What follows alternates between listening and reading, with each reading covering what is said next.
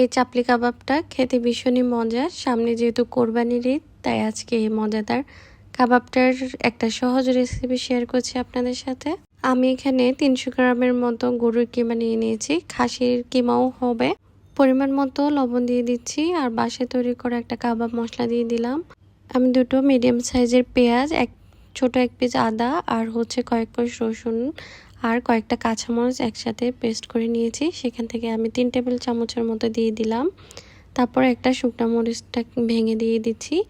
এগুলোকে হাত দিয়ে খুব ভালো করে মেখে নিতে হবে যেন কাবাবটা ভালো করে মিক্স হয়ে যায়।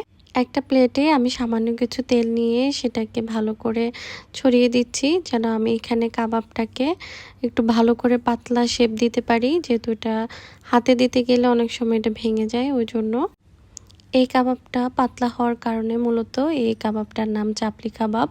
তো যতটা সম্ভব হ্যান্ডেল করা যায় আমি ঠিক ততটাই পাতলা করে নিয়েছি। দেখুন আমি কই পরিমাণ পাতলা করে নিয়েছি। টমেটো স্লাইস করে নিয়েছি। টমেটোগুলো বেশি পাতলাও না আবার অনেক মোটাও না। একটা করে টমেটো একটা কাবাবের উপরে এভাবে একটু চেপে বসিয়ে দিব।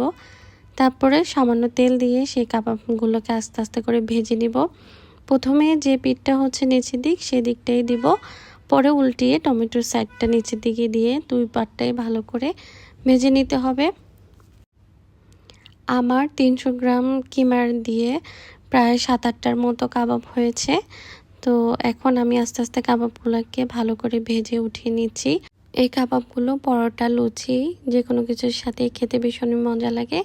আশা করছি আজকের রেসিপিটা আপনাদের সবারই কাছে ভালো লাগবে। ধন্যবাদ সবাইকে।